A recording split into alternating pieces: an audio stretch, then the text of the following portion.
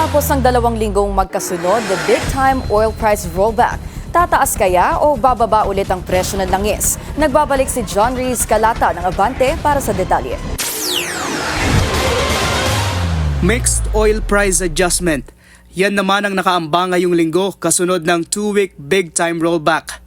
Batay sa 4-day trading ng Means of Platts Singapore o MOPS, posibleng magkaroon ng 8 hanggang 10 pesos na rollback sa kada litro ng diesel sa Martes, habang posible naman ang walang paggalaw hanggang pisong dagdag presyo sa kada litro ng gasolina. Para sa taxi driver na si Gino Ceniza, kulang pa rin ito. Dapat raw sana ay masundan ng mas malaking rollback sa presyo ng mga produktong petrolyo. Nung tumaas, ura-urada. Tapos nung bababa, parang pahirapan. Parang talagang lugi kami talaga sa kanila.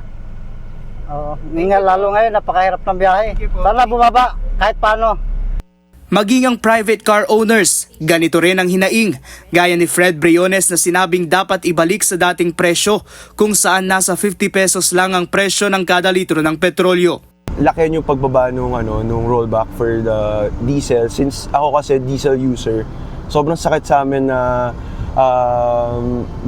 magpagas everyday. Kasi ako as a car user, everyday ako gumagamit.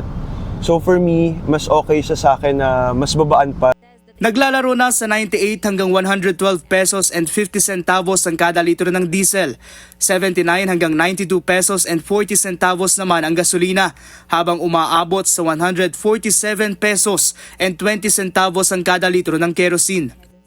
Para naman makatulong sa mga motorista, nagpatupad ng 5 peso per liter discount ang isang malaking oil company sa bansa. Maa-avail ang discount sa kada 1,500 peso minimum purchase para sa 4-wheel vehicle, habang 200 peso minimum purchase naman sa 2-wheel vehicles. Magtatagal ito hanggang Huwebes, Abril 30. Para sa Agenda Weekend, John Reese Calata, Abante.